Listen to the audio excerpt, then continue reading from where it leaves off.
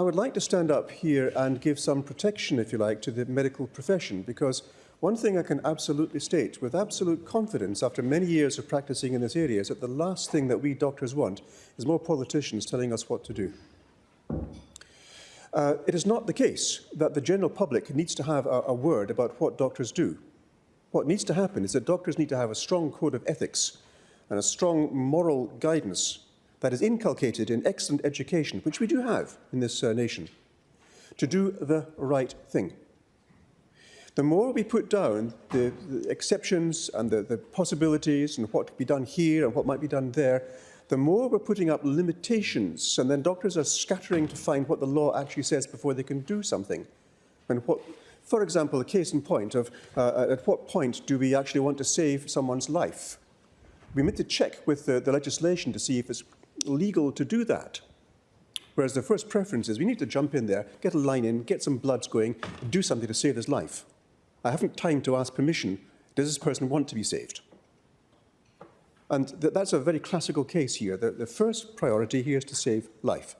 And the efforts here in abortion, I can't think of any doctors who like doing abortion. It's not a hobby for doctors. It's something that's done because it has to be done. And take, for example, the case here of which of these infants are we going to exterminate to allow the pregnancy to carry on to term?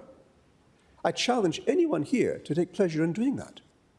It simply is not the case.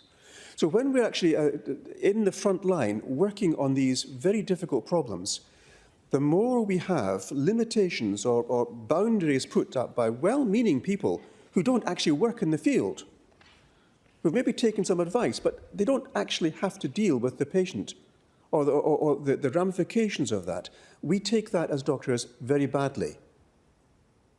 We need to be trusted to do our job.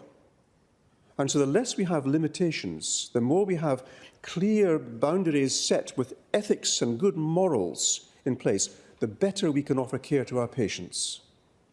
And I put this out here just as a word, because what I'm hearing just now, it's all well-meaning, but I actually find myself taking offence at this, not that offence is intended, but that people have not realised what we actually do and how we feel when we're doing it. So I put a call out to respect the medical profession, trust us to do the right thing. Now, the problem what we're facing here is that people are not trusting us to do the right thing.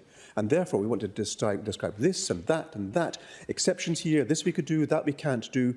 And it's making it very difficult for doctors at the front line to do what's needed to be done, because we're taking a political view and not a medical view for the benefit of the woman and the child. So I'll leave that in this space here for people to consider, standing up in defence of my colleagues.